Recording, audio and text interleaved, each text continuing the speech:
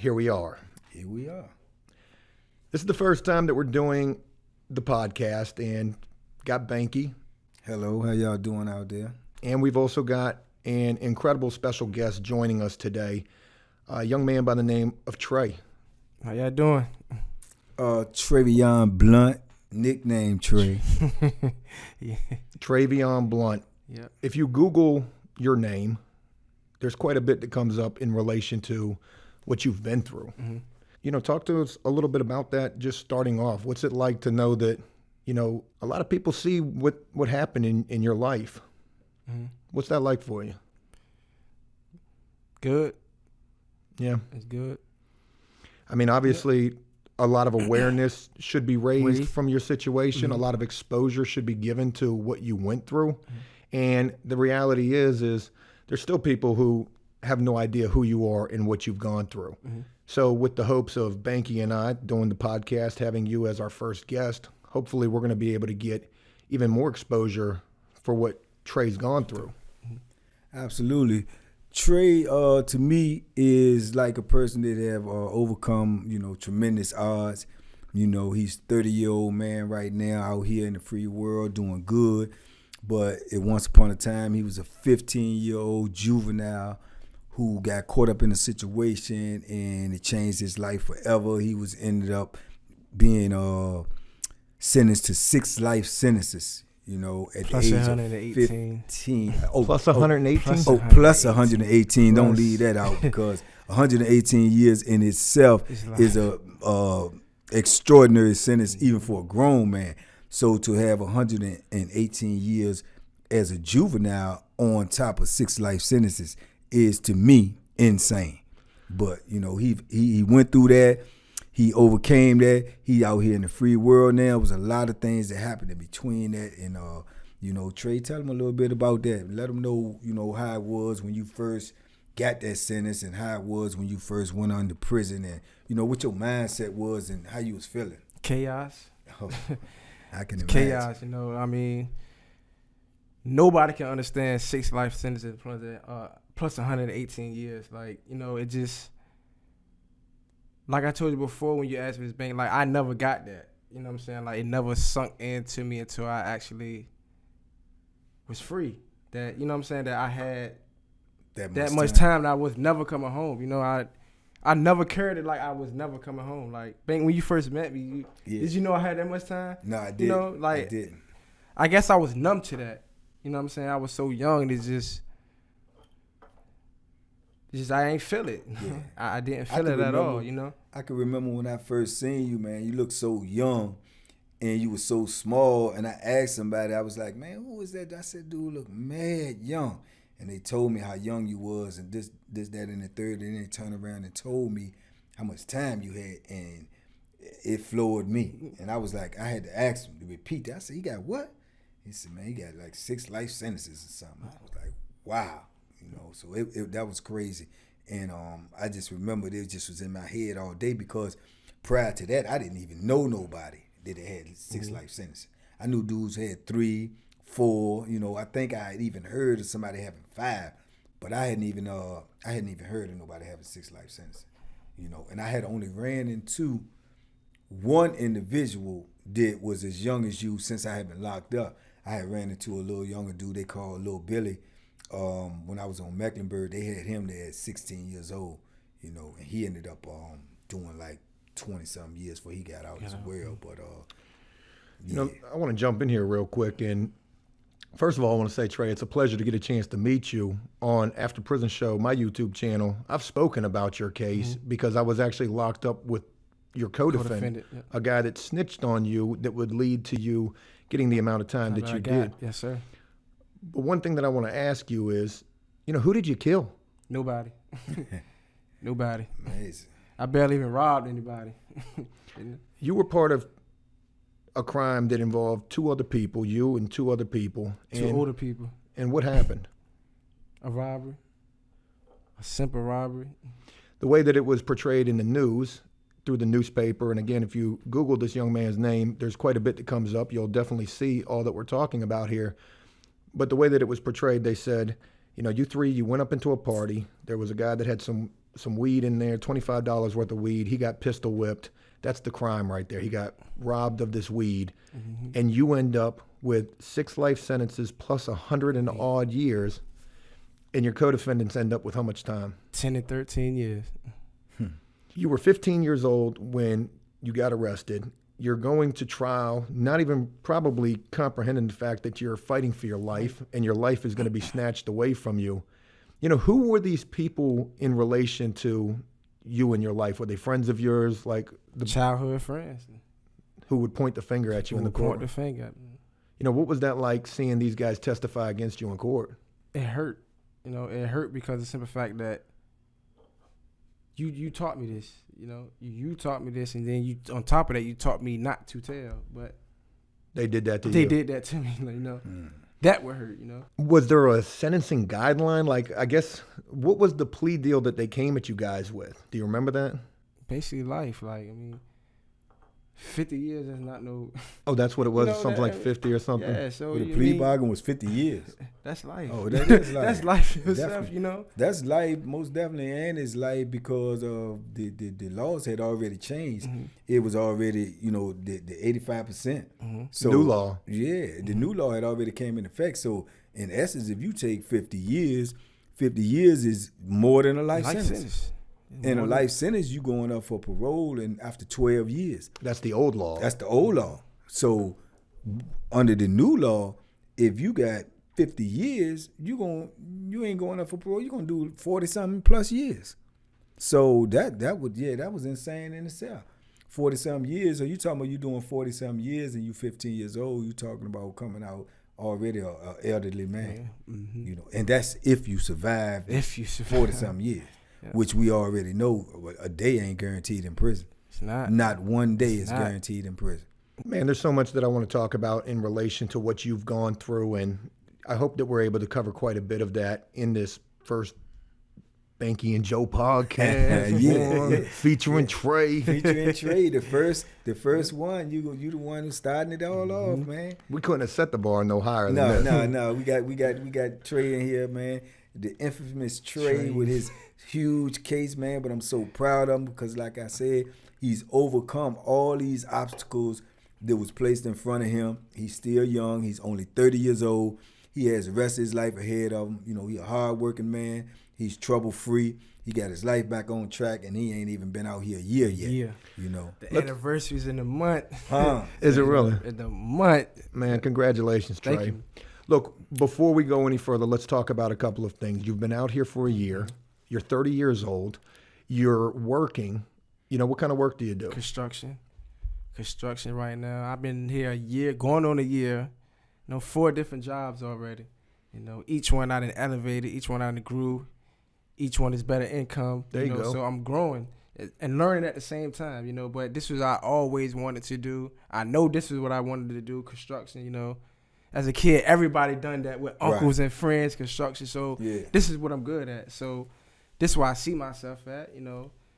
Continue to grow in construction. What kind of construction work are you doing? Doing houses and building playgrounds. So you're learning a trade. They paying you decent? Decent. Working anything good than 27 cents. We've been through anything good. Pennies, man. No, I never, you know, worried about any type of how the income was when I first came home. You know, a job is a job. You know, it's gonna get the bills done. It's gonna keep this on. You know, so I came home and started at $8 before and didn't complain. You know, so you got to crawl before you can walk. You got to. I called you the other day. When I called you the other day, I said, "Where you at?" You said, "I'm at work getting this overtime." Getting the OT, baby. You know what I'm saying? Getting the OT. I said, "Get it, man. Get it." That's what's OT. Up, you know. You know, there's a lot of history between you and Trey. And as a matter of fact, the only reason that we're even able to have Trey on this podcast is because of you and the relationship and meeting him while locked up. You know, Banky, talk to us about when you first met Trey and vice versa. What was it like when you guys first met each other? Oh, man, like I say, when I first met him, he looked so young. And, you know, after I heard, you know, his sentence and everything, automatically, you know, I felt something for him, you know, because I know I came in young. I wasn't that young. but I came in young as well. So I know the trials and tribulations and the things that I had to go through. So automatically, when I see people like that, I automatically try to take a liking to them because, like I say, I needed those things when I first came in, but it wasn't given to me. You know, I was misguided when What I came things? in. Just the guidance Yeah, of the somebody? guidance, you know, for somebody to lead you in the right path, somebody to let you know, because I came in with a lot of time, you know, and when I came in, I got misinformation. People was telling me, you know, oh yeah, man, somebody get you wrong, you do this, you do that, you stab them, you bust them in the head, you know, which is things that will, it will protect you in a certain way, but it will hurt you in the other way. Because not only are you getting further back, even if you got forever, you know, you still backing yourself up. You still got to pay the consequences for everything you do. You still got to go to hole. You still got to be, you know, all of that. And you also become what people don't really talk about a lot. You also become more vulnerable then too, because when people know that you will create violence, they automatically fear you. So when they fear you, if they have a confrontation with you or they have a misunderstanding with you, they might automatically be plotting in their mind to try to get rid of you because they scared that you're going to do that to them. See what I'm saying? So people will hurt you more so out of fear than they would out of just trying to be aggressive. They're scared if they know that you will hurt them. So they may do something to you, you know, when you're not even prepared. So it just creates a whole lot of different nuances when you get misguided when you come into prison, if you get misinformation. So I remember getting that misinformation myself. I remember all the things I went through, all the drama I went through. And when I had made a vow myself, when I meet younger dudes, I'm not going to give them no bad information. I'm not going to make their situation worse. I'm not going to tell you to go do nothing crazy just because you got an X amount of time. So I used to always try to tell dudes positive things, man. You know, just stay strong, man. Just protect yourself. Just try to do this. Try to work out. Try to read. Try to get in some programs or something that's going to keep you occupied where you ain't thinking about doing all this time that you got to do. So that's the approach that I took to him. And one thing about him, he was a young dude, but he was a smart dude, and he was willing to listen. And it's a different thing in listening and receiving that information. So he used to receive that information. And then, like I say, for people who don't know him or people who do know him, you look at him now, I'm telling you, you look at his old pictures, like you say, Google him, and you will see he was real small, but the size he got on there because he was disciplined. He started working out, and the more he worked out, the more he liked it, the more he felt like the way it felt, and he just kept up with it, man. And next thing you know, he was out working out everybody, you know. Before we left re-entry, man, he might have been working out 2-3 times a day sometime, man. It might be the nighttime wreck. We come out, and you know, I ain't come out that much at night. You know, I was an early bird. I go in at 8 o'clock, 7 o'clock. But man, I might look out there at 9 o'clock or something, and Trey out there running up and down the stairs and doing burpees and stuff. I'm like, man, you know, then you wake up in the morning, look out the window, Trey out there running laps. You know, so yeah, man, you know, we had a good relationship, man. We still do, man. I call him like my little brother. You know what I'm saying? And like I say, he came a long way, man, from the beginning to where he at now. It's just an amazing transformation. And then, like I say, we both know, or we all three know, because we all three been incarcerated, that prison can break you, man. Prison can destroy your spirit. It can destroy your soul if you let it. You know, if you let it. You know, you got to give kudos to people who went through the things they went through. And you even got to give more kudos to people who came through a situation that he came through not knowing that you even going to make it through. Yeah. You don't even know. He got 6 life sentences at 15 years old. Far as he know, he ain't going to never see the streets no more. So for him to, you know, to make it through that and persevere, man, you should feel proud of yourself. I want to jump in real quick, and then I want to give Trey the floor. You know, I'm just getting the opportunity to meet you today, but to see your character, to see how full of life you are and how positive and down to earth that you are, you know, I want people to really key in on the fact, you had 6 life sentences plus 100 years, and you didn't lose 18. Yeah, let's not take away from that. And you didn't lose, like, you didn't lose yourself. Was there a time when you thought that you might? I mean, there's got to be some pretty dark times from all of this time that you served. This 15 years in total. It was plenty, but it's like I always kept my mind here. My mind wasn't stuck in prison; it was still stuck here. You know, that's how I kept my sane. You know, like here. Like I always told myself, even though I had that much time, I'm going home. You know, even though I knew like I ain't going nowhere, I'm going home. Yeah. You know, I always kept that in my mind. It was always when I have conversations, when I go home this, when I go home this is what I want to do. I still made goals with that much time. Let's talk about when you first got to prison. You were 15 years old when you first got locked up, and 17 years old when you first got to a level 4. You know, level 5? 5. Some straight to Sorry, the 5. I thought it was a 4 or 5, but that's a straight 5. Yeah, Wallace 23 Ridge. and 5. Wallace Ridge, straight 5. Straight horror show. You're 17 years old in a grown man's maximum security prison. You know, talk about that. What was that for you? Scary, like Scary. That's for anybody though. Scary. Like it's new. This is new. Yeah. New, man. having New. people come up to you like, "Hey, yo, young blood," you know, I can only imagine. All of that, man. Yeah. All of that. Man. I had already, by the time I got to Wallace Ridge, so you talking about, I had already been locked up. I got there, I think I got there when? 9? Yeah, 2009. Yeah, I got there 2009. That's when I got there too. I believe. So you talking about 2009, and I had already been locked up over 20 years. And for me, when I got there, it was insane. It was scary, you know, and more so because of the way the prison is being run, the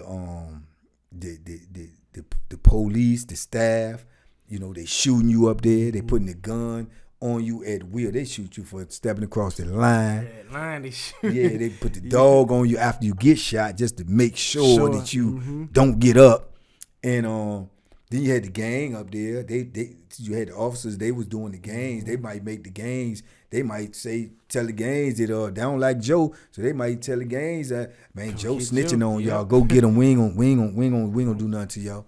We gonna shoot Joe when y'all get to fighting. So just get out the way. Good They Lord. was doing. Yeah, man. That's one time it was like one of the worstest prisons though. So It was like insane, man. If you in the 17 shower, straight up there. if you in the shower, remember you in the shower and got- people get to fight, you gotta lay lay down. down in that Naked shower, and man, all. on your stomach. If you Naked don't and lay down all. in that shower, which God knows what happens in them showers, if you don't lay down on You your gonna get stomach in shot. that shower, they're gonna shoot you You gonna get shot. right there in that shower. Hey, yo, keep thinking y'all want to go to prison for real. Yeah, for real. Yeah, It's definitely not the answer. Yo, you were 17 years 17. old. Yeah. Facing all of that, what we just said, and more. And more. So you get to this prison, and look, the number one thing that comes in my mind thinking about something like that, a young dude going to a prison like that, yo, people are going to be trying to try you consistently, like maybe try to take advantage of you or even worse.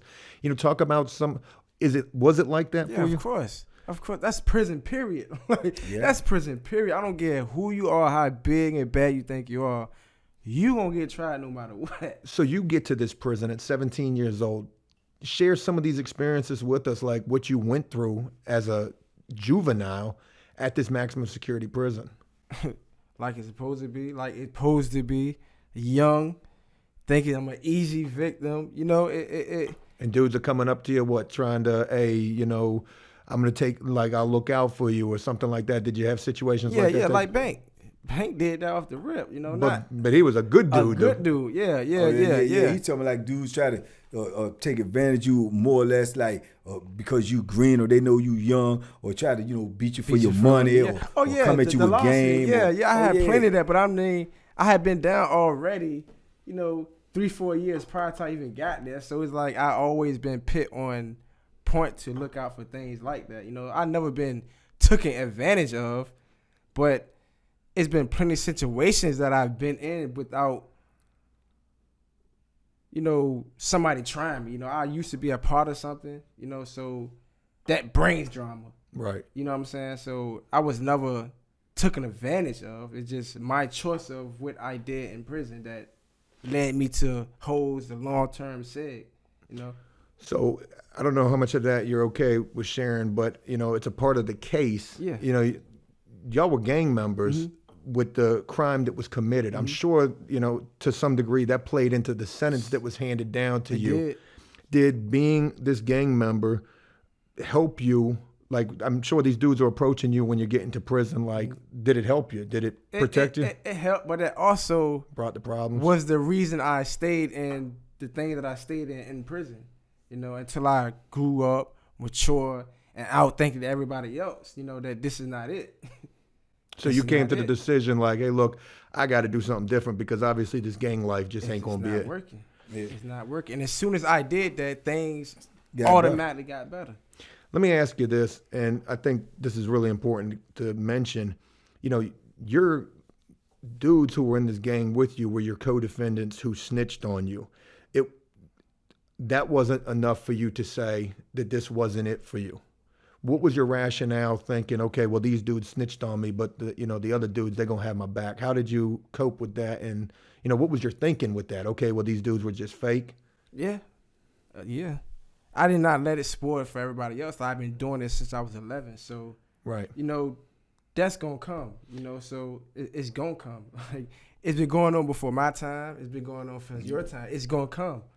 But I can imagine also, and I don't mean to cut you off. I'm sorry about that, Trey, but I can imagine also that they should get you a lot of respect when you got to where you were going. Yeah. Because dudes was like, yo, this dude got 6 life sentences plus 118 years because he didn't tell. Mm-hmm. So I'm sure that, as negative as, being in a gang can be, it definitely helped you and got you some respect as soon as you got to prison. That and problems also. Yeah. It's a more double-edged problems. sword. It caused more problems, until, again, that I realized that it wasn't going nowhere. Yeah, How long did it take you to realize that?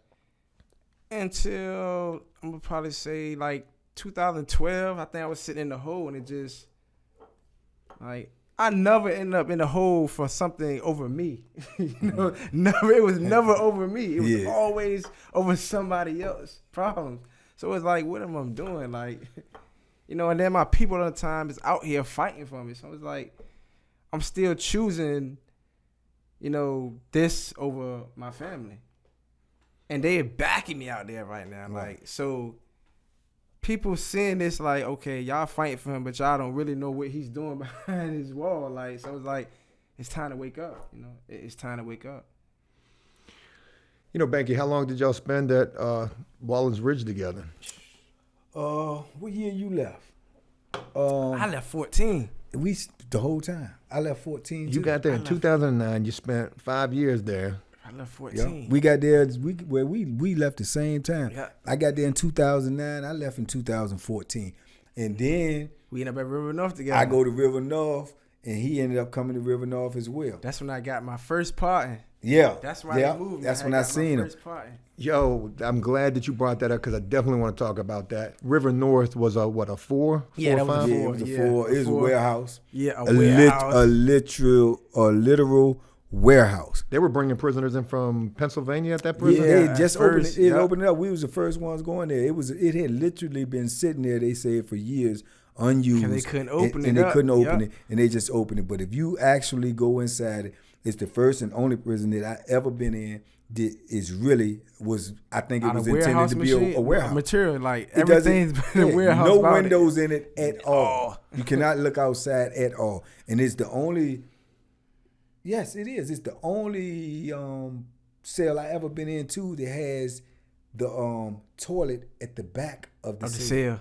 All other prison cells, jail cells, the toilet is right at the front by the door. Mm-hmm. These are in the back. And there's no windows and no ventilation or nothing in there, man. It's crazy. But yeah, we end up at River North. And I remember seeing you on the yard, and I had already heard that they had broke your time down and took away the life sentences and gave you a number, which was still a big number. It's like 40-something years. I was happy as shit. Yeah, you was happy, man. Yeah. And I seen. That's crazy to think about. He got that smile anyway. He got that big old smile. And I was like, man, I heard about it, man. I seen the news article, man. I'm proud for you, man. And he was like, it ain't over though, man. They gonna probably break that down as well. So, man, I remember that was just like a wonderful feeling, man. I was so happy for you and whatnot.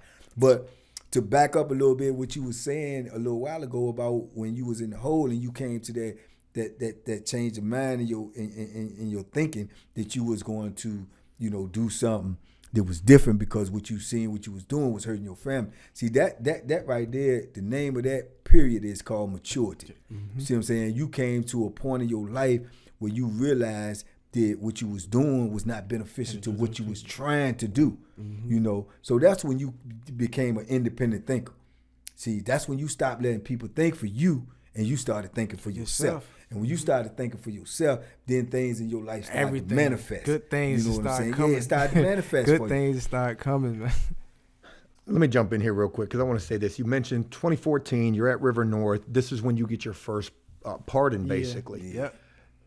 And I remember this because I was locked up in 2014 and I was at Indian Creek with one of your co-defendants when this story comes out in the newspaper about all of this time that you were given. And that's what really lit the fire, I think, underneath the governor's ass or whoever gave that pardon. I believe it was the governor. It's crazy to think that you were happy when they gave you. Yo, because I'm reading this and I'm like, man, that ain't enough. Yeah. And that's How what you gonna be everybody- happy listen, to get 40-something years? I got that in prison though. Like, what, you still not go home. Like, yo, I got a date. Yeah. You know what I'm saying? I got a date to go What was the home date? now. Do you remember? It was like 2050 something. I don't know. You know, like, yo, I don't even care. You know, like, I'm gonna be old. I'm gonna be old, but I'm gonna be home. Yeah, I'm going though. home. Like, You know what I'm saying? I I'm go not gonna home, die. old man, opposed to, being in here and never getting out. Never That's ironic, but it's crazy, yo. You will feel that if you know I was facing forever. Now I got a date. And it's a long date, but I got a date. You know what I'm saying? So then I'm in there every day calculate, damn, good time. I'll be good this long. They gonna cut this, so it might be 2050 now. Yeah, So, you know, yeah. And then you had youth on your side. You was already young, so you probably rationalize yourself with, shoot, 40-something years. You'd have been 60 years old coming Yeah, home. man. Still, Hey, like, I'm close to 60 right now. 60. Hey, when I was young, I thought 60. I said, man, 60 old as But we still talking 30 more years from right now. You know what I mean? 30 more. But it just felt like from life to Yeah. it's a little hole. I can see a little light, you know. It's a little light there, At you the know. end of the tunnel. At the end of the I tunnel, would have man. never thought when I went into prison, it's no way humanly possible. I thought that I would do 30-something years. And even with the sentence that I had, and I had 2 life sentences in 100 years, there's no way that I thought that I would be able to do 30 years and then end up getting out. 33 years, and then I end up being out here. In your mind, you always feel like, man, that's just too much. Because you got to think he 15 when he come in. I'm like 19 or 20. So I hadn't even actually lived 30 years. So how can you conceive doing 30 years? Yep. He's 15. How can he conceive doing 6 life sentences? Who lives 6 life sentences? Who lives 6 lifetimes? I don't know nobody even can live that. So it just be, you have to literally, what you said a few minutes ago, you was like, I used to always tell myself I'm going home, even though I knew I won't. So it's like you got to trick your mind just to keep your sanity. You got to trick your mind. You got to lie to yourself. You know what I'm saying? To just keep your sanity. Even though you don't, you know, like you got that number, but it's like. And people be walking around looking at you like you crazy. You crazy. Like People people, like, when I tell people I'm that going home, they be like, man, you ain't going that nowhere. I had that much time, it's like, nah, you lying. Because you would never know. Like, I never woke up with an attitude. I woke up smiling every day, the same person every day. It's like, how you doing that, yo? Like, There were got to be times, though. There had to be times when you would lay in that bunk. yeah, by myself. Yeah, I would never. A person would never see that. You know, you would never see it. Do you think that was taken advantage of by, the gang, that just in terms of, well, Trey ain't got shit to lose, so, let's let Trey handle it? But it wasn't even them. It was more so me, you know? You didn't feel like you had anything to lose. It was me. And you get like that sometimes. And I say, like when we was in re-entry, and I used to, be the senior coordinator, and I used to give these speeches all the time. That's why you say, don't double down. That's one of my things too, doubling down. People get to the point where you in a certain situation in your life, and you feel like you ain't got nothing to lose, so you just go all out. That's doubling down on what's already bad in your life. And when people get to the point where they always say, well, it can't get no worse, that's a lie. It can always get worse, because if you're able to say it, that means you're breathing. So worse can be dead. So it could always get worse. And I had, times like that in my bit, when doing my time. I'm like, man, I got 2 life sentences. Man, don't come playing with me. You know what I'm saying? I don't care. You know what I'm saying? And in my mind, I didn't care, because that's what I say. I wasn't thinking correctly, you know, and I'm thinking like, well, man, whatever happens, it's gonna be better than doing all this time I got to do. You know, when you waking up every day in the conditions that we had to wake up in, and then you go through certain things, and some days be worse than worse. You know what I'm saying? Not better than worse than worse. And then you be saying to yourself, man, I can't go through no decades of this stuff here, man. And you get to feeling like, man, I don't care, whatever, you know, come on with it. You know, so yeah, it's transitions that you go through in prison. And only if you strong enough that you can make it through them transitions. Yep. Because I know people that get stuck in transition. And they be in that. I know dudes in there, man. I know dudes in there cut your heart out and don't even care because they feel like they had nothing to lose. I know dudes that lose their sanity because they feel like they ain't got nothing to do. And I seen that. And that's, I told myself, like, I seen older people walking in the pods, it's just like, gone. Don't got it no more. Like, yeah, that'll never be me. We seen that in reentry. Yeah, that'll never be. People got people that's going home that was in there that was out of their mind. That's out of it. Ain't even done no real time. No, some of them haven't, some of them haven't. What's the dude? It was a dude that was up on the dude that was up on that top tier that used to argue and fuss all the time when I first came in there. Be jumping on the people, getting on the phone, and had the little Delaney. Yeah, the little crazy dude. Yeah, man. And then you remember the dude, what's his name? I think it was a Momo or something. Remember how he was acting about the phone? He only did 10 years. Yeah. This man was literally getting ready to go home, and he was like trying to take over a phone in there because he knew that everybody in there was going home, and he had like a mandatory go home. And everybody in that part parole. Everybody in there made parole, so he like, I'm gonna use this phone whenever I want. Y'all don't like it. Don't want no consequences. I mess your parole up. Straight up. I'm gonna pop off on you. What can you do to that? You know what I'm saying? You can't do nothing because you got it. Man, you won't go. Yeah, go ahead, man. You got the phone, man. Go ahead. You know what I'm saying? He was, you know, basically bullying everybody because his situation was way better than everybody else's. He got nothing to lose. No matter what he did, he was going home in like 60 or 70 days. You got dudes in there that got 3 life sentences, 2 life sentences, a made parole. If you one mistake, wrong, they'll snatch your parole. You sneeze wrong. You get in a fight, you definitely that's your parole. So what you gonna do? That man say, listen, man, I'll punch one of y'all in the face, man. Get on that phone. You know? So it was crazy, man. It was insane, man. I mean, it sounds funny, but it was insane, man. That was and you had dudes in there that was straight killers, and they used to be so furious and mad. Can't do nothing. That last year in reentry was the worst year of my whole bid. Yeah. I believe it. Was the worst. I'm going to mess one of y'all paper up. I'm telling you, because I'm punching your face.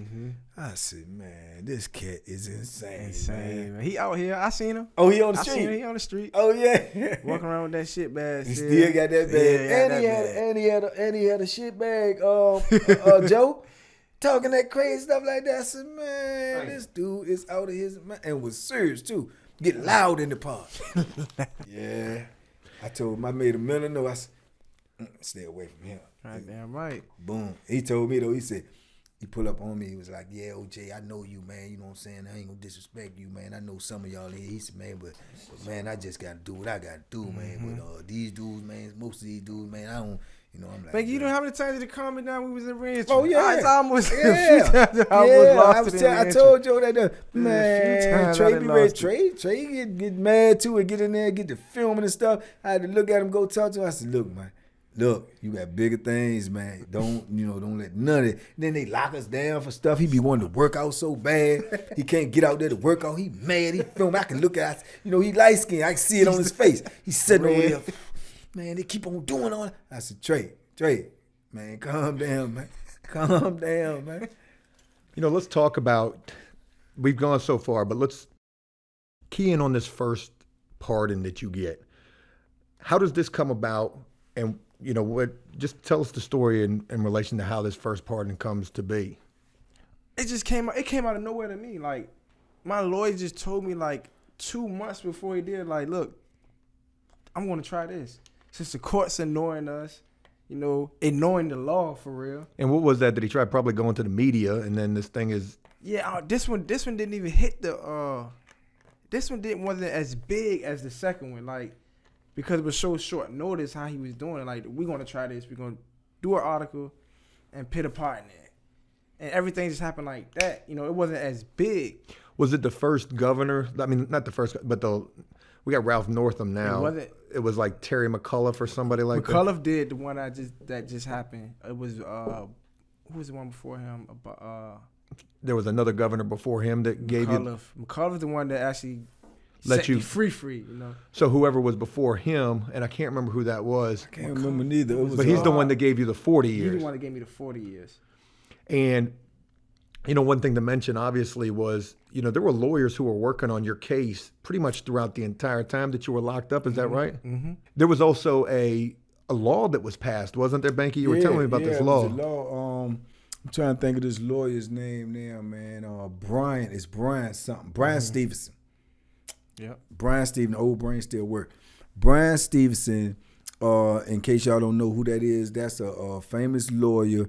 And he is the one that movie is about with Jamie Foxx, Cry Mercy, and Just Mercy. Just Mercy, yeah.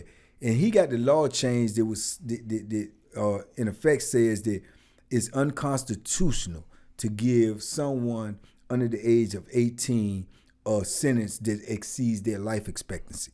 So you can't give a juvenile life. You can't give a juvenile life. Without giving them the opportunity. Without giving them the opportunity to get out again. So in Virginia, if the law has already been changed when the new law came in effect, then you got to do 85% of your time. So in essence, if you get a life sentence, you never get out. Mm-hmm. So if you're talking about giving someone 6 times that and 100 and some years, you have all exceeded his life expectancy. So it was unconstitutional. So by that law being changed, he took that all the way to the Supreme Court and won.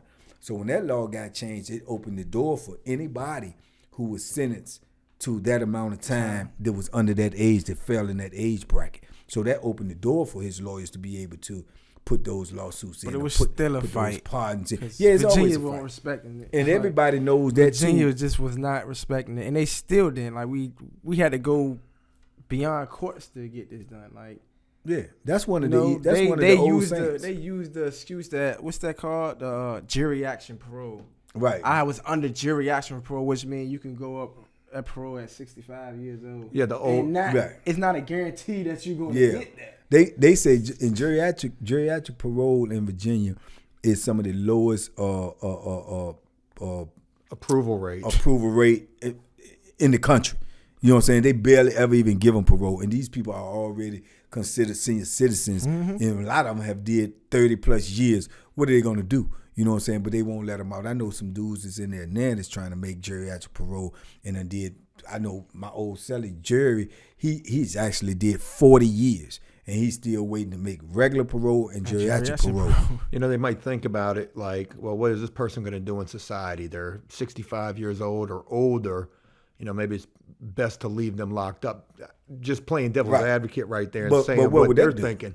But it's crazy that they brought that up in your case, because here's a law that gets changed saying, well, anybody who's a juvenile who gets sentenced to life, they should be given another opportunity to get back in the courtroom or to get free again. Right. And Virginia's response to that was, well, you are going to get another chance to be free. When you're 60.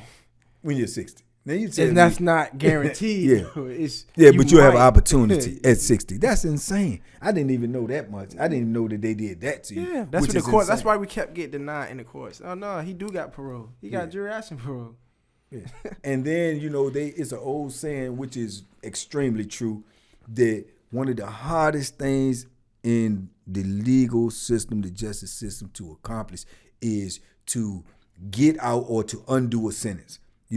When you have been sentenced to something, you have seen a lot of people, even on death row, once they've been sentenced and then they've come to find out, like, be freed by DNA or be freed by a retrial or something, they still have to sit in there for a certain amount of time, because the prosecutors and the people who have convicted you will fight this stuff tooth and nail to keep you in there. Mm-hmm. Because it's more so about pride, and it's more so about the stain on their name, that they made a mistake. They don't want to accept a mistake.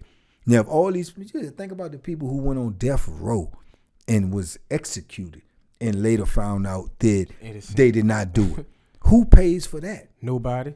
What about the if these prosecutors and people who convict you, or these people who testify or against you, these detectives and all this, to get you this death penalties and get you all this type of time, if they was held accountable when they was found out to be wrong, they would take more due diligence in the information and the stuff that they put forth to convict you. They would be more, you know what I'm saying, more accountable if they was held accountable. But they not. You know what I'm saying? You send somebody to death row, man, and they died, then you found out the information that you got was wrong. You got to be 100% correct when you make that type of decision. You have to be.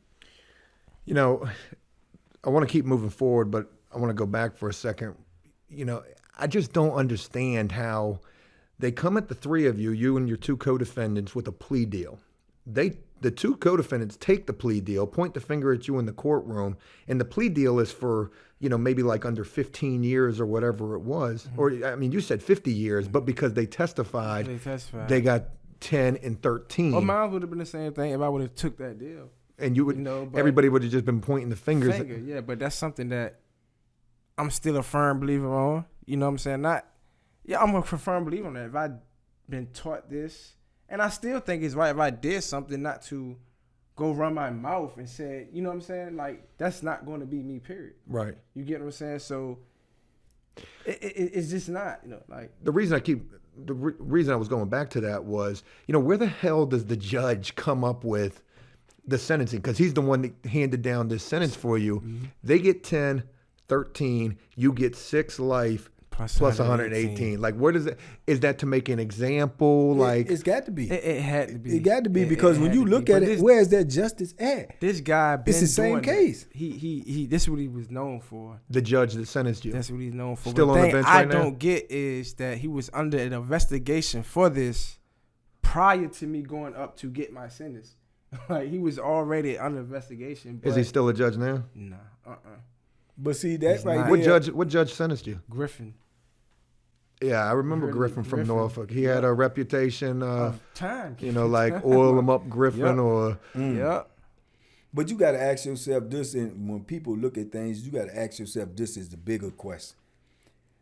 Your two co-defendants, right? Same case, right? Mm-hmm. How do you justify to the American public that he could get 10 years for this case, he could get 13 years for this case, but he could get 6 life sentences for the case? If it's the same case, it's the same case. That's why I was going back to that. Like, how do you make sense of that? You can't. Okay, so this case gains attention throughout the course of time. You would end up spending 15 years in prison, more time than both of your co-defendants, and thank God that you get another chance at life. Nobody was killed in this case. There was a dude who got robbed for some weed. He got pistol whipped, whatever. Right. I just asked this because I don't know, but like, did the prosecution ever reach out to you? Like, hey man, we're sorry. She came, when it happened, she came back there and said that was not my intention. Like, that was not me. I was curious about that. I didn't know whether they would or they wouldn't, but she actually came back to the bullpen after I went back and said that. She probably felt sorry. She probably said that. She probably felt not only sorry, but she probably felt guilty. Yeah, don't worry. She was doing her job. Yeah, but when, you know, she was like, I wasn't expecting that. Like, I definitely was not expecting that. You know. And then he had the nerve to tell me what I just told you earlier when he told me, like, you know you can peel this. Like, he knew what he did. Like. So I asked prior to us beginning the podcast, but I asked Trey, I said, you know, what did the judge say to you when he handed down this sentence? And what did he say? You know you can peel it. That's it? That's it. Like, you know you nonchalant. can peel it. Here's why I'm giving you 6 life plus 118. There was none of that. Mm-hmm. All he said was, well, you can appeal it. Mm-hmm. Yeah. You get the first appeal. They break down 6 lives plus 118 years to 40 years. You're still probably never going home, but you got a release date. You're happy about that. What happens from that point until the second pardon where you actually really do get the opportunity to go home? When this amazing lady, Monique Santiago, stepped in, it was just like she was not going for it. Like, she reached out to me. Who was she? She was a lawyer? Was she part of the innocence? Advocate. An advocate. She just like, she read over my case. She said she cried all night. She reached out to my family. She reached out to me. And this how she came over to me. Like, I still got her letter. Like, I'm not going for this. Like, she knew me over. Like, I'm not going for this. This is what I'm going to do. This is what we're going to do. And it's like, you know, being locked up, dealing with lawyers, it's like, man, all right, man. Like, But she stayed, like, and she fought, and she kept her word. Like, You had a you're lot of going to lawyers. get out. Like, That's amazing. with me, you're going to get out. Just trust and believe that. And You had a lot of lawyers on your case? 3. So let me get this correct. So you mean to tell me Monique Santiago was not even actually a lawyer? She just was an advocate for you in your case. Mm-hmm. That's amazing. That is crazy. Is she a lawyer now? No, she just That's still amazing. doing advocate. And you know what that She reminds me based out of of? Virginia? Virginia Beach. You know what that reminds me of? I don't know if y'all seen it or not, but that just reminds me, that just shows you, first and foremost, the power of what someone determined can do. Absolutely. She You know, was but determined. you remember the Reuben Carter case? Denzel played in the movie called The Hurricane. Yeah. That's the exact same thing. If y'all haven't seen it or read the book, that's the exact same thing. The man had went through a lot trying to overcome 2 murders that he did not do. He was a championship boxer and everything, and they locked him up and gave him all his time, life sentences. I think it was like 3. And he was fighting to get out for years. He had celebrities and stars, Muhammad Ali, Jim Brown, all these people come to his case. What's the famous singer name, man? He made a song about him, man. The old folk singer, man. I can't think. He made a song called The Hurricane. They did all of that. And the people still not want to let him out because they did not want to admit their wrongs. And it took some regular people, I think it was a Canadian couple that had adopted another little dude. And they read his book and they went to meet him because the adopted dude wanted to meet him. They went to meet him and they got on and they became friends with him. Them people moved their whole entire life from Canada to America to fight for his case, and it was them who ended up freeing him. Mm-hmm. So that's just like Miss Santiago. So shout out, say her name again, man. She Monique needs a shout. Santiago. Monique Santiago. Yes. Shout out to you. God bless you and yours and everything you do, because that was a valid fight, man. Mm-hmm. So she reaches out. What does she do to get you this second pardon? Let the public know what's going on. So she's with the media. And you know how crazy that is once the media really gets wind of a situation, it lights the fire. It do. And it shouldn't be like that, though. It shouldn't. And that also goes to shows how much they hide from the media. That also goes to show you how powerful a voice is when you use it correctly. Yeah. You know. And thank God that she did what she did, because Terry McAuliffe, the governor, the last governor, would be who gives you another chance at life. So from 40 years, what does he commute your sentence to? Free. It just, I had a little certain situation I did catch time in prison. So if that wasn't it, I would have left, after I did my reentry. But, I had some extra time to do. What did you catch, like a 5-piece or something like that? It was 3. I believe it was 3 years. Yep. What was that about? Fighting? Malicious wounding.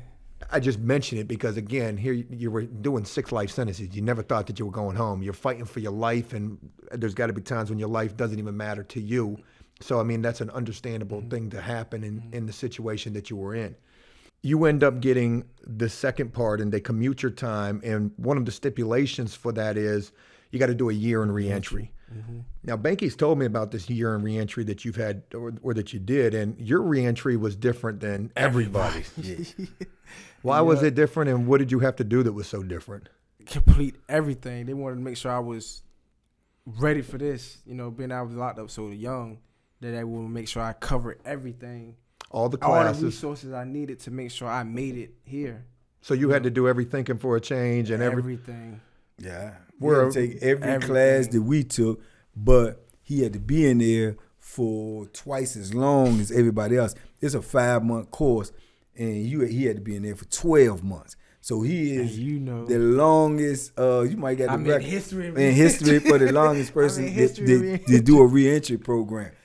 So when I got in there, you had already did like 6 months. He had like 4 left. So he had already did like 6 months when I got in there. So, I remember walking through the gate and I saw you. I was bringing stuff. You was standing at the commissary. I was like, wait. You was like, I'm in your building. I said, oh, man, see, I heard you made parole. I said, yeah, man, I was happy, man. I'm glad you made it. I said, where you at? He's like, I'm in your building. So I get in there, couple of cells from it. Down, like 3. Yeah, so it was crazy. Then I get on I end up getting like becoming the senior coordinator on And it. I was the expediter. Expediter. So we said, you're the expediter. He's the expediter. So what does the expediter do? That's one thing about it. They made me do that. Yeah, you Hold on, we gotta had to do it. Hold on, we gotta talk about this. So in terms of reentry here in the state of Virginia, and it's probably like this in other states as well, you've got a hierarchy. The hierarchy consists of your senior coordinator, your expediter coordinator, there's a number of different roles that prisoners 12. play. I think it's 12. It's a 12 12 people on seat the panel. panel where we sit up there every day And do groups. lead the groups twice a day. Twice a day. Now, the senior coordinator oversees everything. Everybody. But the important thing to mention about what they had you doing, the expediter coordinator, is you're the police. That's basically what the job is. He called. I gotta get everybody ready. everybody for a up. group. He I calls gotta the open meet- the group. He didn't like that, but that's the Nah. truth. You got to write them people up if they don't pull up, right? What? Hey, look, he calls the beginning of the group. He calls the end of the group.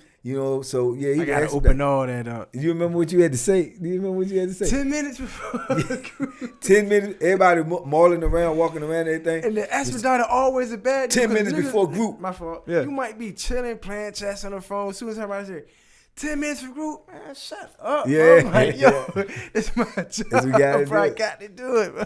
And then we But they made me like this came from Richmond. He have to get up there. And I do was that. ducking for like 5 months. Like, don't call me. Yeah.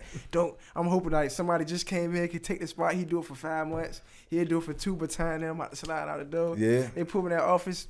Well, Blunt, you got to step up there. I'm like, you want to go home, right? You going to step up there. So I'm like, Yeah, they got me, man. When I came But in they there, got banked his second, I- second day. He had to get yeah, up. they come tell me, they say, yeah, well, you're gonna have to get on the board right now. I'm like, all right, okay. Well, we want you to be the senior coordinator. You guys leadership skills, and we want. I said, nah, I can't do that. I said, I can't do that. I said, that dude do everything. But I said, I don't know nothing about nothing. They said, he gonna the one that's in there, he gonna train. I was mad. My heart was like, boom, boom. I said, man, I ain't getting up there. In a week, I'm not getting up there in front of all them people and talk every day. I said, man, nah, I can't. Same thing. It was like, look, you don't want to tell PPs now. And this goes back to what I was telling you about the dude with the phones. You in a no-win situation.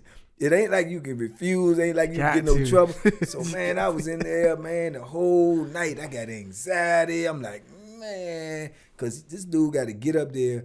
He got to say something positive every day. He got to speak to all these people. Then you got, you know what I'm saying, you got 80-something people in there. Man, And then they want to come in.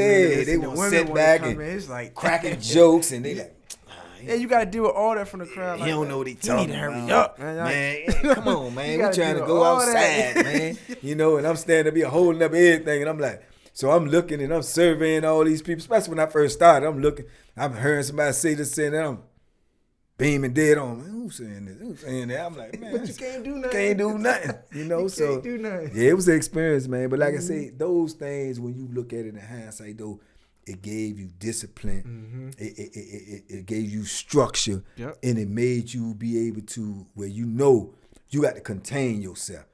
In certain situations, you have to contain yourself. I got mixed feelings about the reentry in general because of where I went to reentry at. It was totally different. Where you went? I was at Indian Creek. Oh, okay. So you got nothing but dudes who really ain't even done no time. I mean, you do got dudes who have done time, but most people are either the YOs, the youth offenders, they're doing 2 years or trick it up and go do the football numbers that they were sentenced to.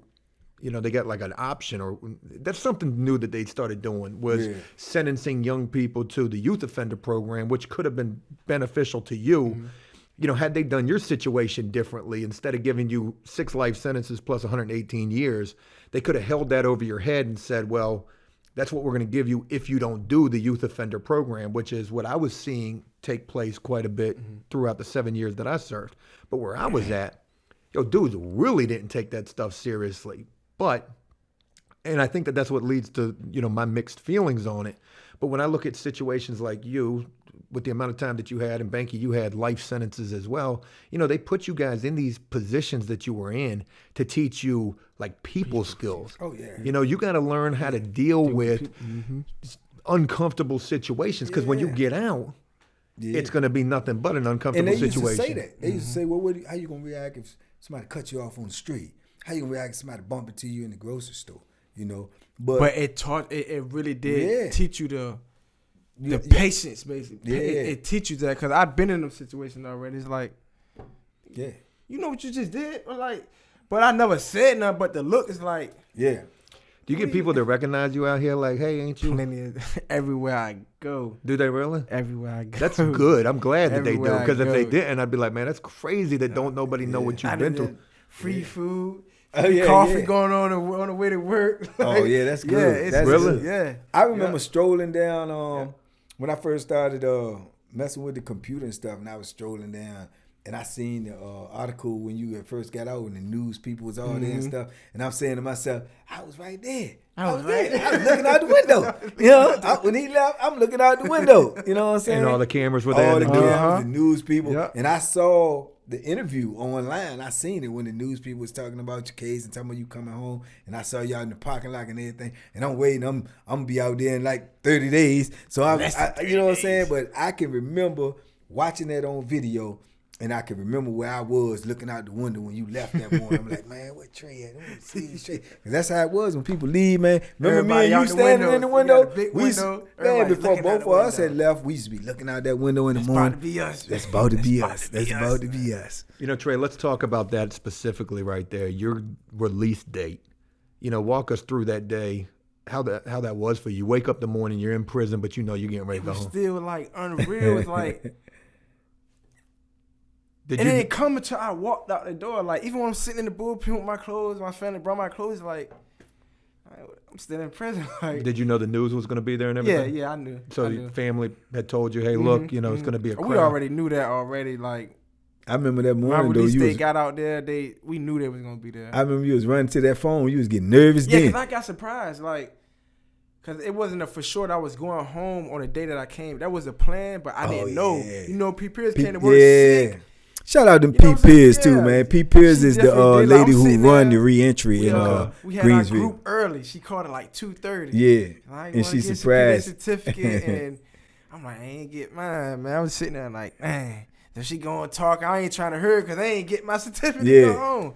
And she popped out like, Blunt, you go home. And like, everybody Blunt. erupted in there. All of What? the people went, oh, Trey leaving, Trey Yup. leaving. And he got up and ran. As soon as they said group over, he ran straight to the phone. Got on the phone and everything. But then you was nervous the next morning when you was leaving.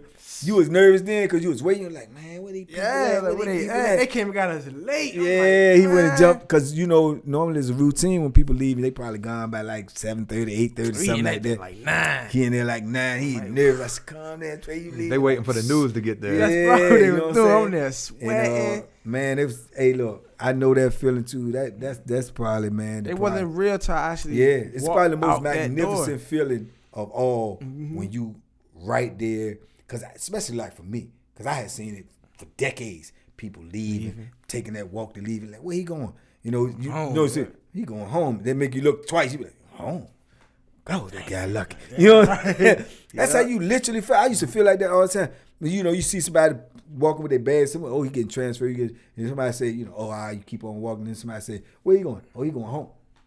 You automatically turn around and look like, wow, he going home. Because you wanted to go so long. Bad, So when I remember walking out there, and when they came and got me that morning, man, I was taking them bags. I had a bag. I was taking my bag. And I kept walking, and in my mind, I kept saying, man, these people gonna pull a stunt on me. Yeah, man. something ain't right. Yeah, I said, I'm gonna Something's get not up right. front, They and they gonna pull say, me back. Oh, no, you ain't going Yeah, nowhere. you ain't going nowhere. You getting transferred. Man, I wasn't Hey, man, prepared for that. How many times you was bound through that night? Oh, man. I stayed up Man. too. Hey, look, I threw up. I used the bathroom a million times that night. Like, It's amazing. I It's kept amazing. throwing up. Like, I don't know what it was. Like, You were just nervous and anxious. Yeah. That's what it was. I ain't believe it. I'm telling you, I literally did not believe it till I actually walked out that gate. And when I first got beyond that gate that I had never been beyond before without handcuffs on, I immediately looked back and see was anybody gonna come behind me and say, hold up. Man, I was out of there after this. Let's go. let's go. Let's go, you know, so amazing, man. You get out. cameras all in your face. Everybody probably wants to hear what you got to say. You go through all of that. That's probably super surreal for you. What's that first day like free? You're spending time with your family. It was beautiful, man. Who's there to pick you up? My mom, my sister, my aunt, my lawyer, and my advocate. And where do y'all go from leaving from the prison? Straight to where'd we go? I had to get some medicine. Like, I was sick. I was car sick. Like, as soon as we got here, it's like, something ain't right. Something ain't right. Like, we had to go get something. Like, it was like a band. I forgot The what it motion was. sickness. Yeah. I had to get one of them. Like, I'm just sick. I'm like, you ain't sick? You home? How you sick? I'm like, I don't know. Like, every time I got out the car, I was good. Get back in, it was like, oh, no, I'm about to throw up. Go to get something to eat. I couldn't eat. Where'd that take Where you? we go to? I think we went to Hardee's. Hey, You know, we in the country, we around Emporia, so we stopped at Hardee's. It was like, you know, we used to eat the nachos. It was like, this food that's tastes what I was funny. gonna Like, say. this not food. that's what I'm gonna say. We got back up a minute, because let me tell y'all something. It's This not this little young dude right here can eat. Oh, yeah. Man, that was one of the main things we used to always talk about in there. Man, I guess when you work out, you know, your metabolism be so high. Plus he young. Hey, don't let him fool you. This dude put away food, man. I'm talking about crushed food. Trey can eat, man. Yeah. You got your family with you. Your car's sick. You go to Hardee's. You're eating. You know, what's going through your mind on this first day home? Free, man. I just can't wait to do this. Can't wait to do this. This is what I'm going to do. It's like everything just rushing in my head. Was all the like, sights making you, was you like fascinated? I was like fascinated. Yeah, I was. When I Everything came saw. back here, it was like, what is that? Like, Yeah. on here, like, we Yeah. got a train now. Like, where that come from? Yeah. Like, it was shocking. Like, You got to prison in 2009, but you had been locked up for a couple of years prior to that. You were not familiar with smartphone technology. You'd never even seen a. My sister tried to. When I first got out, she gave it to me. My family was home waiting for me, so she did the little camera FaceTime thing. So I'm just like, well, how y'all doing this right now? I'm lost. I ain't know how to pick up the phone. Like, I had the phone upside down. How y'all doing this? I was lost. Like, I ain't even want it. Like, I didn't even want the phone. I kept getting it back. Like, I don't want this thing weird. Ain't no buttons on it. No buttons. I left. It was flip. Flip. It was a flip phone. And I Yeah, left. I see. So it was new. Like, I was new to. I wasn't as new to the phone because I actually had one before in Yeah, prison. yeah. But I remember when I first got it, and I was just so. I was like, man, they done got over on me. I said, this ain't got no cord.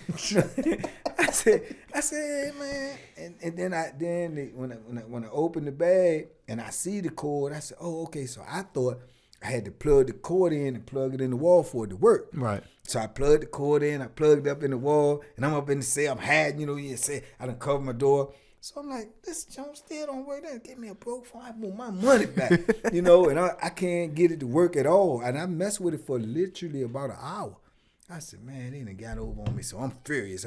So I take it down to somebody I knew, and I said, man, they got the phone, man. This joint don't even work or nothing. He said, man, let me see the joint. Give me the joint. tap. Push the button on the top. The whole face lit up. And he said, man, there you go. It work. I said, man, that little thing work. It's small. It was real small. I said, go ahead, man. He said, watch this. He called somebody, and he was like, hey, yeah, say something to Banky. Say, take that little thing, man. I said, hello? I heard somebody. I said, what in the world? Mm-hmm. And that was it, man. That was it. like, so it was just fascinating, though, because to people out here, it's automatic. But to me, it was, man, that was like spaceship. That was like spaceship. Man, there was so much that we could talk about in relation to what you've gone through, what your time in prison was like, what your time getting released was like. But I want to keep moving forward. And you get out, everything is new to you. You know, let's talk about one thing particularly. What was one of the hardest things that you struggled with after 15 years in prison? People. In regards to like respect or just dealing with people, period. You know, where we came from. Like, I was at Wallace Ridge for that long. You're not around nobody, so it's like being around people was like my biggest struggle. like going to the store. That was my biggest struggle. Like, somebody standing behind me, I get the ball and sweating. Like, I did the same you know what I'm saying? Like, thing. sweating Me is too. like I couldn't get used to it until I started like when I first came home. It's not like I was ripping and running everywhere. I was still stuck. Like, Yeah. like me. No, I had to tell somebody like, you could go. Like I'm saying, I was still stuck in that mode. Like, oh, you can go outside. Rec time. You know, I was still just. Yeah. I had to grow out of that. Like, you have to be around people, and it took me a minute to start doing that because like, it was really my anxiety was really it was really bad dealing with that. How long do you think it took you? I mean, because you've only been home for not even a year yet, almost a year. A few months. Yeah. A few months. I ain't really like talked about that a lot, but you know, I tell people, like I say on my channel, my YouTube channel too, I tell them I ain't went into depth about it, but I be saying, yeah, you know, people be asking me that, you know, you think you got PTSD or you think, and honestly, I probably do got some type of it because even like yesterday I went out to eat with my sister now, and she knows because I live with her, and she was like, we was getting seated and stuff, and somebody else was getting sit right there. She was like, nah, let him get right there because he don't like to have his back to the door. And, you know what I'm saying? That's just things that they already know. And I still lock my door. My bedroom door at night. That's what I do it too. You know what I'm saying? I do it too. Because I do it too. It just makes me feel more comfortable. And ain't nobody gonna come do nothing to me in my own house. You know what I'm saying? But it just, I've been living like that for so long. I never slept in a dorm. I refused. I wouldn't sleep in a dorm. And I'll go to hold before I sleep in a dorm. Because I'm not going to have people walking around me when I'm asleep because I always feel like I can protect myself, but I can't if I'm asleep. Yeah. And I never slept in my cell with my door open. Never. You see dudes do that. I never slept in my cell with my door. And if I had a cell partner, he knows to close that door if he leave up out there. Yep. And I could be in a dead sleep, and you could be making all the noise in the block you want to make, and it don't bother me. So that door crack that door. What's going on? You know what I'm saying? What's going on? And that's crazy you say that because I'm the same way, Bank. Like, I go in my house, in my room, and it's an automatic. Lock that door, man.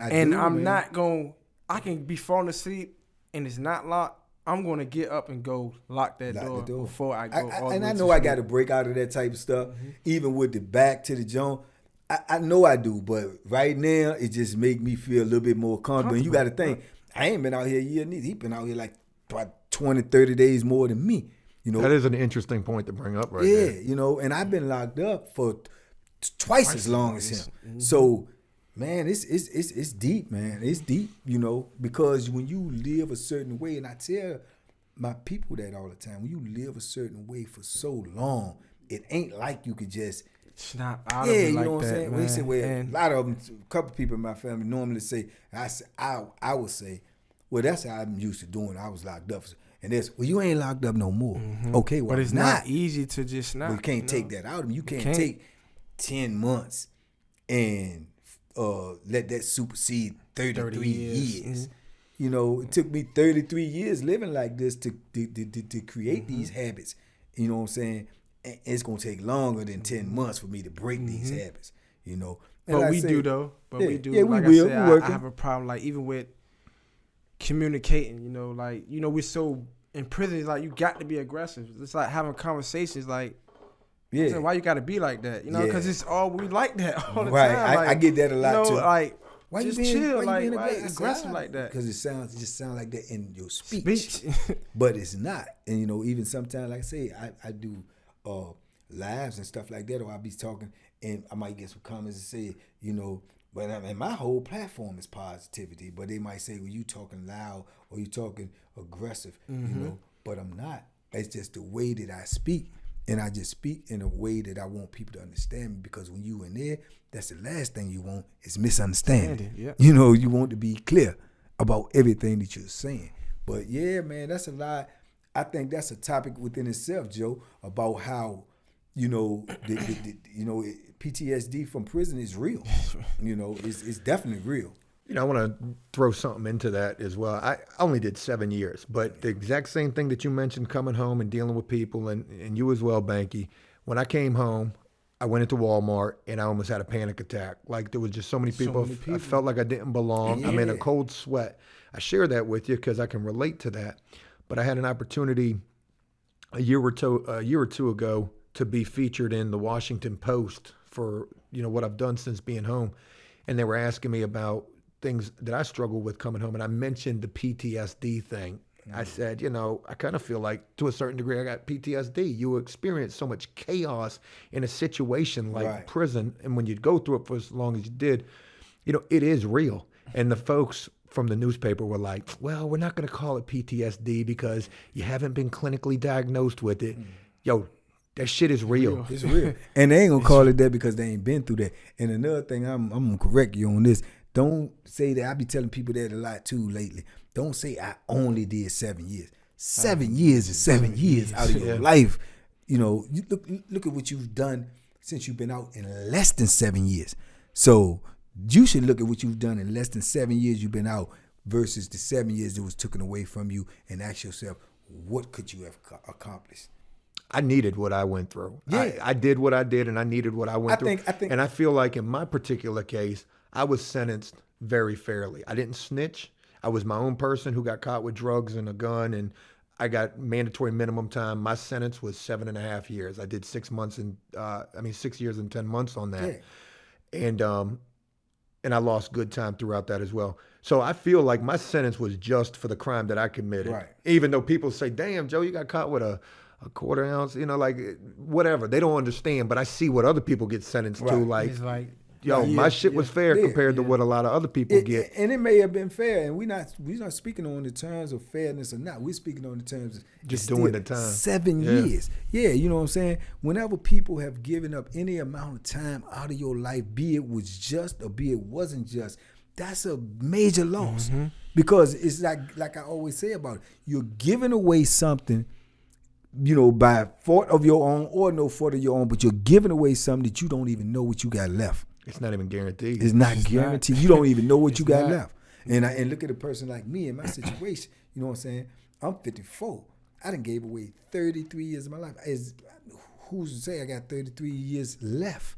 You see what I'm saying? So almost everything that you obtain in life or give away or part with or you've gained and gave, you can retrieve. You could get all the amounts of money in the world you want and you could give away some. You can give away all of it. It's a possibility that you have a chance to get it back. You could give away material. You can never get back time.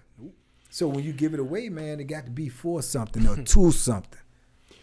But I think the only thing that I want to wrap that thought up with right there, Bank, I agree with everything that you're saying, but it took what I went through to get to where I am now. Because if I didn't go through what I went through, I'd be dead or, you know, doing life or some shit. And there's no doubt in my mind that when I went to prison, of course I didn't want to do 33 years, but there's no doubt in my mind, the young mind that I had back then, I had to be stopped or somebody would have stopped me. Absolutely. And maybe it would have been a bullet that stopped me, you know, because I was living stupidly. I was living childish, and I didn't understand the repercussions of what I was doing. So, of course, I had to be stopped, and prison was it. But do I think I should have did 33 years? That's neither here nor there. But I do believe, without a doubt, that if I hadn't been stopped by that, I would have been stopped by something that could have been worse than that. So, of course, we all, you know, when you prevail from something that you've been through, it was what you needed to go through. And to get where you're trying to go. If you get through it. You know, again, with the fact that I'm just getting the opportunity to meet you today, Trey, you know, I see a mature young man sitting in front of me. You're 30. How old are you? 30. 30. Looking like a young 21 right there. Boy, that prison preserved you, dude. Big time. Young 30. Big time. You should have seen him with none of that, boy. Good God Almighty. You talking about looking young.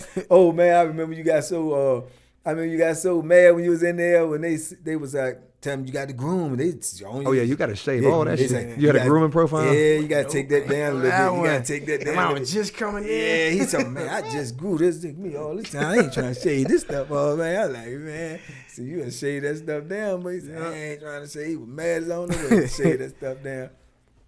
You're out here. You've been out here for almost a year.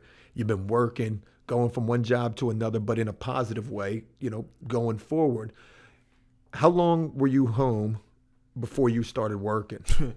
Next week. The next week? I mean, my family was against it. It was like, just chill, take a few months. I went around their back, start doing applications. Like, no, this is not going to happen. Like, I want to start now. I want to get this experience. I don't want to depend like. Hold on, you're going out there filling out applications? What were you putting on these applications? Because work history, what would you put for that? Nothing? No, we was taught that, you know, Use the jobs that we can pick that, you know, just pick what they VA DOC, like you was working for. Okay. You know, I picked all that. What about hourly wage? You would put 27 cents? 27. Did you put that really? Yeah, I picked all that. So did any of those applications? Every job that I feel like I got. Did you? I got. Did they ask you about that? Like, hey, you was making No, what? they can't. They can, It's certain but- things they told you they can't ask you about. Like when you're doing them applications, they was telling us that in the re-entry, they can't ask you. As long as you put it down there, they can't ask you or what you did time for or something like that. They can't do none of that. But they still ask, have you been convicted of a felony in the last 5 years? 5 Yeah. years. So you didn't have to But you can say But- no yeah, because you I can say haven't been no. down Yeah. since. Yeah. It haven't been in 5 years, so it's not. I'm lying. No, you're not lying at all. Yeah. What applications did you fill out and what jobs were you I offered? did a custodian maintenance job for Democo. I was cleaning up the warehouse. And what were these jobs paying? Talk about how much you were making. That then. was only 10. I worked for Elizabeth River Recycling. That was 9. Okay. Now I'm at the construction business that I'm at now. So, and like I say, each one And what are you I making an grew hour right now, if you don't mind? 14. 14? Mhm. Man, good job. Yeah. For in less than a year, Less than a after year. 15 years, Yeah. At 15. at 15, 6 life sentences plus 118 years, and in less than a year, you're making money that you can almost really be taking care of yourself on. Right. Where other dudes can't even go out there and find no job. Right. Won't, They can. or won't find They no got to job. be determined. Right. And Determination. We used to see it all the time. I did anyway, and I'm sure you did when you was locked up. Maybe even you when you did, you know, People the time came that you right come back. right back in there and say, man, it's hard. Ain't no work out there. Hard. It's not hard at all. You just not focused. I heard somebody say, I heard You're not somebody. determined. Like you're not determined. I heard man. somebody say that was one of the best comebacks I heard when somebody said, "Ain't no work out there." Dude said, "Yeah, not on the couch." You know, Yeah, and ain't no work on the couch. He Exactly. said, I've been home a on the year. couch. Everywhere I go, it's hiring now. Yeah. It's everywhere. So I've been saying that too. it's hiring now signs everywhere you go. Yeah, I It's went so- in the barbershop yesterday, and dude trying to get me to cut hair in this barbershop, but I think he owned the barbershop by himself. I don't know, but I think yeah, you know, it's a good opportunity I may take, but I think he wanted to do something in there too, as far as like he was talking about doing featuring a little show in his barbershop to Oh, we're gonna talk about that later, Banky. I got some plans. yeah, but yeah, man, but them jobs Son is of a out there. gun. It's cut off. Damn it, man. Okay, one thing that I want to mention real quick is everything that I was just telling the both of y'all. Joel's birthday is today, so I got no other help, and cameras have been cutting off, and hopefully everything's recording, but we'll just have to see when it's all said and done. So if there's any footage that we're missing, we're not going to be missing the audio. It's my fault. Oh man, Let's get to wrapping this up. And we don't want to make it super long. oh no, we do want to make the podcast super long. We want this joint to be 2 hours long. In the 10 months that you've been home for, Mm-hmm. in the 10 months that you've been home for, you've been working, constantly elevating with the employment status. Just remarkable the things that you have done after what you've been through. You know, what are you still trying to do now? What are you aspiring to be able to do? A better man in life every day. Wow. Every day. Every day. What kind of goals do you have for yourself? What do you want to do for yourself? Work with juvenile. That's what I really want to do. Like, I would hate to see somebody else go through what I've been through, Bank went through, even what you went through. Like, Yeah. I would hate that, you know? And So- you're the perfect person to do that. I mean, you're so young still yourself, and you got locked up so young. Mm-hmm. You know, have you been offered any kind of like speaking engagements or anything like that? It was planned for me to do that, but everything that was going on with this COVID, COVID, it yeah. just set everything back. Like, it set everything back. You know? Yeah, I think you're gonna be a powerful voice in that though, man, because just like we used to say in there that when they used to bring the guest speakers in, I used to always tell them I just felt like no matter, and we had some powerful speakers that came in. I remember that one lady from Richmond. She was super powerful. To me, she was the most powerful speaker that I had heard since I had been incarcerated. and she had went through a lot of things, but she overcame that and wrote a book. But besides that, I used to always say, man, I think the most powerful speakers they bring in was people who had already been locked up, people who had already been through something and overcame it, because I think that gives credibility to the convicts who listening, because they saying they see something in themselves they can relate to. They can say, oh, he was locked up. I'm more apt to listen to him than somebody else coming in there. That ain't been through it. Right. That ain't been through it yet. And everybody knows that I'm big into boxing. And I heard this boxer say a quote earlier this week. I'll never forget this quote. It's David Benavidez. But he said it about he's trying to fight some big fighters, but ain't nobody gave him no big fight yet. And he's undefeated. But he said, all the critics always say, man, you don't want to fight this person. You can't beat this person. You can't beat that person. And I can't remember the name of the dude, but he used this quote.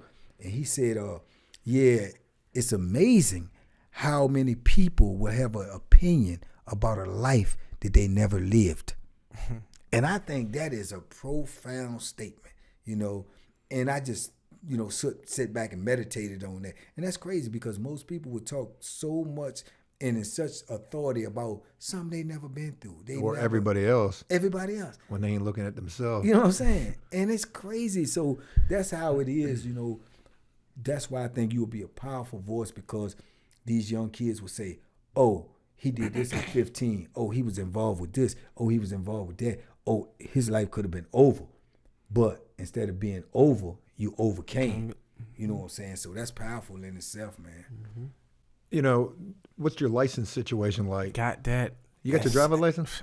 Got a license, car. got a car. Got a car, man. I'm not playing. Yeah. I didn't even know how to drive before I went in. Yeah. Got him. I got him as soon as I came home. I remember when I first went over his house. When I first go over there, I said, Trey, that's your car? He said, yeah, it's mine. I said, oh, man, you doing it, man. He had a car before me. You know what I'm saying? He had a car before me.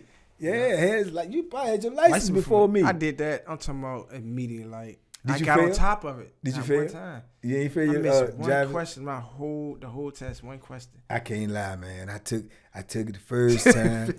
I took it the first time, and everybody kept. You know how they preaching there? They always say, "Can't miss the signs. You can't miss the signs." So what I did, I focused on the signs so much, I ain't studied the rest. Went in there, smoked the signs, and got to the apartment and missed about 2 questions. Well, when I was in, we had the computer room up there. I went in there. Yeah. What that room was day. called? Resource room. Resource room. I went in every day and took that test. Like, instead of reading the book, it's like, when you look at something, read it, answer questions, and tell you the answer, like, you can lock it in better. Like, I took it every day. Yeah. I went back, though, and took it a week later and passed that every jump. day. I failed that first jump. I was mad. I was so mad, man. I said, man. And it feel good to have him, too. Yeah, and it was hard to get up in there. It was hard to get up in DMV, man. Oh, yeah, especially there. Yeah. Man, I was lucky to get back in there. I had to keep calling back and hope somebody cancel. Yep. So to get back in there, other than that, it was going to take like 2-3 more months. I was like, man. Yeah, so it worked out, though, man. Yeah, but I'm proud of you, though. I'm proud of you, man. I'm proud of you, man. Like a little brother for real, man. You doing your thing. And like I said, you could have folded so many times. You could have came out here and not been focused. You could have came out here, man, and went left. But, man, you doing good. I'm proud of you. Keep going. Keep getting strong. You just going to get better, man. And the doors going to open up for you. They're going to open up for you. You're going to have way more opportunities. Way more. And then even like right now, I think sharing your story and making sure it reach other people, it'll change lives, man. On my platform alone, man, on my channel, Banky Pound, I be talking, and the most excitement I get out of it is when people write back in the comments and say, I made my son watch your, I got a 16-year-old son, I made him watch your videos, and I even got people shout out to my cousin. I ain't even gonna say his name right now, but I shout out to my cousin. I did a live the other day, and my cousin came on there, and he was in that street life, and he been in it way before I got out. I mean, I didn't even know him when I was locked up, because he's that age. He's like 30-something years old. So he was a kid, or baby, just being born when I got out. And he told me, he said, I've been watching you, cuz, since you've been home, and I've been listening to your stuff. He said, you inspired me to get out the game, man. That's good. And, man, that made me feel so good. And I was on the live, and I didn't even know who he was. And then he came back on the live and come in and say, hey, this is such and such. This your cousin. And I was like, I was on the live, man. I almost got, I got the little, I was like, look, call me, get in touch with me, man. I love you, man. I appreciate you. I'm proud of you. He said, yeah, cuz I'm get out the game, man. So that type of stuff right there, you get satisfaction out there. That makes you feel good, man. It really made me feel good. If I wasn't on the live, man, I was kind of getting emotional. I see, man. We're gonna have to have a box of damn tissues on these. Yeah, you done had me like that before we on this joint. I can't be doing all that. Man. But it was that's type of stuff though, man. You really want to do because just like you said, when you done been through so much, man, you don't want to see nobody else go through that, man. You really don't. Only people who want to see people go through things that they done already been through, something wrong with them. You know what I'm saying? Because some people will be like, oh, I went through it. Let me see if they can go through. Oh, I ain't gonna say nothing. Let them go ahead. Nah, man, you don't do that. You try to help somebody, man. So yeah, especially in that situation we just left. Absolutely, man. Shouldn't nobody have to go do that. And man. I say that all the time. And I ain't got no enemies because of the way I'm living right now. But I wouldn't wish my enemies to go to prison. I wouldn't even wish they to go to prison, especially not to go there and do a whole lot of time. Because man, it ain't for nobody. I want to wrap this up, and the first thing I want to do before we do so is, Trey, I really appreciate you taking the time to meet with me. Thank you, Banky, for making this happen. Absolutely. And I know people are going to be compelled by the things that they've heard you share with all that you've shared today. But as we wrap this up, is there anything that you'd just like to say in closing? Thank you for that support. Like, this definitely wouldn't have happened without people supporting, You got a lot of support. Yeah, exactly. And you deserve to have a lot of support. And it would not happen. This would not happen without you, man. It wouldn't. Man. Well, you deserve it. Yeah, Trey, I mean, you are a powerhouse in terms of what you've been through and what you're doing out here. And I think that, man, people are really, especially from whatever we're able to do with this, I think people are really going to latch on to you as a person and what's going on in your life. And that's my hope with anybody that I get the opportunity to feature. Absolutely. Banky, hey, look, this is me and you right here, man. And yeah, man. We're going to be boxing it out on the podcast. On the podcast, we're going to get some more good guests on here. We're going to have good conversation, and we're going to try to keep y'all informed. We're going to try to keep y'all inspired, man, to what's going on out there and people, restarting their life, man, taking their life back and getting on the right track. And turning a negative into a positive. That's what Trey did. That's what other people is doing out here that ain't getting no shine, ain't getting no spotlight on it. So that's what we're gonna try to do, man. And Trey, you should feel real proud of yourself. I'm super proud of you, and I know you're gonna do great things, man. Just keep on going. Hopefully, some people out there in your area that will hear your story and know your struggle might even offer you better job opportunities, offer you better job opportunities, and so you can advance even more in life, because like I say, I think you deserve all the recognition you get, and anybody that's willing to help you, I think they should, find it in their heart, try to help you advance in life because of what you've been through, because like I say, you did something wrong, you had a debt to pay, and that's understandable, but I think what they did was a misjustice. Beyond the punishment. It was a misjustice, and we just glad that it got corrected, and you out here and you living to tell about it. You a live testimony, man. So it's a beautiful thing. So I'm proud of you. Keep going forward, man. You already know. Love you too, brother. I feel left out. Pleasure to get a chance to meet you, man. Thank you. Yeah, Joe. Nice to know you, Joe. Yeah, but keep going, man. Sky's the limit. Sky's the limit, man. And the sky's the limit for the Banky and Joe podcast, Joe and Banky podcast. We ain't got a name yet, but we gonna find one. I'm gonna wrap it up with what I did during the last workout video. What he said. Oh yeah, and go check out that workout video. That was really good. Hell yeah.